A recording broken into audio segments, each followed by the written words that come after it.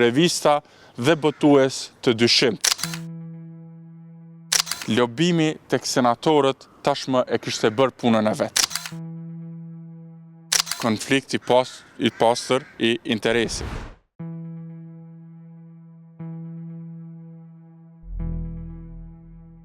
Organizata për rritjen e cilësisë në arsim përmes një aksioni para rektoratit të Universitetit të Prishtinës ka kundërshtuar avancimin e Fatlume Berisha Sejdiut në profesoresh të rregullt në Fakultetin e Edukimit.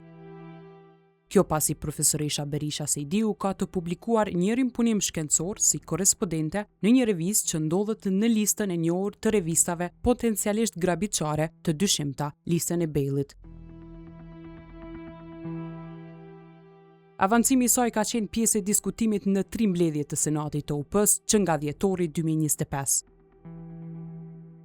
Komisioni vlerësues i fakultetit e ka mbështetur këtë avancim, por jo edhe trupa këshilldhënëse e rektorit. Trupa këshilldhënëse e rektorit nuk e rekomandoi kandidaten për avancim për shkak se ajo nuk i përmbushte kriteret minimale të punimeve shkencore.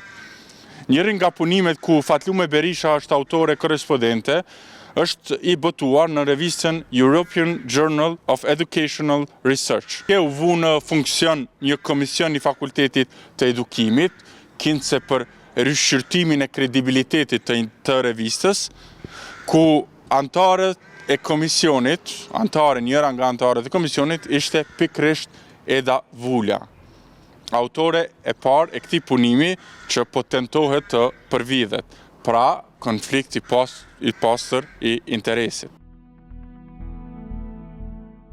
Rektori Arben Hajrullahu ka deklaruar për Kallzo.com se nuk do të thotë që ka konflikt interesi në këtë rast, pasi Vulja nuk ka marrë pjesë në vendimarrje.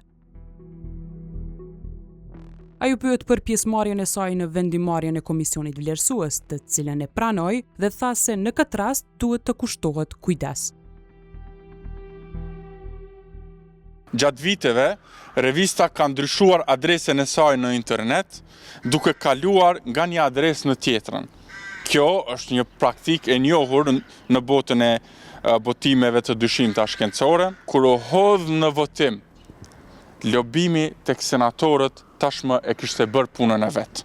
Dhe si rjedhoi, kandidatja Berisha nuk arriti të marrë votat e mjaftueshme në Senat për rizgjedhje. Në mbledhjen e 20 shkurtit, rektori propozoi një komision të ri të posaçëm për rishqyrtimin e rastit, jashtë praktikës normale, procedurale dhe duke minuar mandatin e vet trupës këshilldhënëse të tij.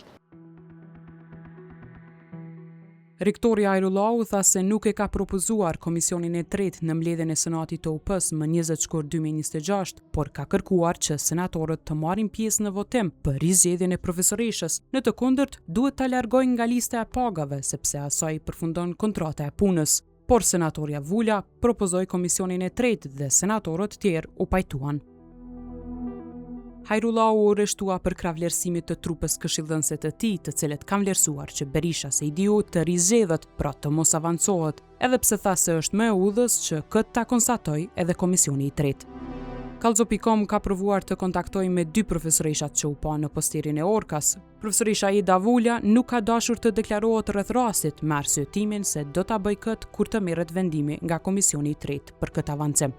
As profesoresha Fatlume Berisha Sejdiu nuk ka dhënë ndonjë përgjigje, ndonse ajo është kontaktuar e pyetur në lidhje me këtë rast nga data 11 mars 2026.